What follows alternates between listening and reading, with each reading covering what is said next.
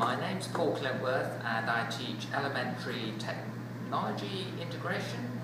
My name is Erin French and I teach grade 8 and grade 9. Cool. Sure, my name is Paul Rogers and I teach all the multimedia classes. Sure, my name's Steve Garland. I'm a teacher and administrator here at the school. Hi, my name is Sam Weiss and I teach in the Key department.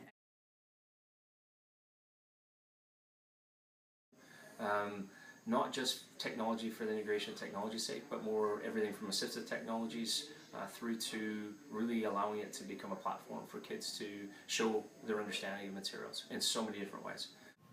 So the other thing my students use their technology for is the executive functioning piece, so keeping themselves organized through iCal, through different apps, reminders, things like that. Not using technology for technology's sake, but using it so that it's integrated into the curriculum and supporting curriculum projects.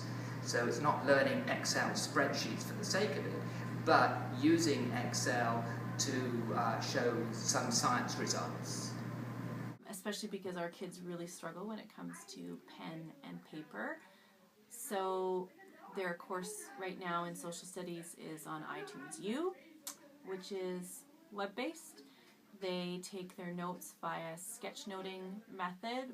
We use an app called Paper by 53 and their stylist, and they create visual images which highlights and contains the information they need to know. Not only does it teach them some practical skills, I've got lots of students who take the Photoshop or the 2D animation or other things that we do here and make use of that in their more mainstream classes. So they get those practical skills, but I also find that material like this contributes to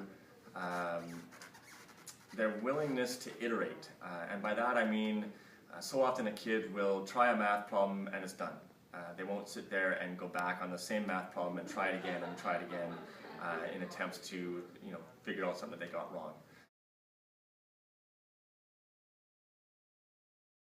And can be incredibly intimidating. Students, for the most part, this is an extension of who they are and what they are. So for many faculty, I find that they're resistant to kind of really move into it a little bit because they're behind the curve, if you will. You know, it's going to have to do with creativity.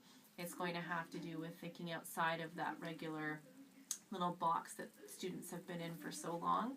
And most of the problem-solving big questions that these kids are asking, the answers tend to come via the ability to use and manipulate and create with technology.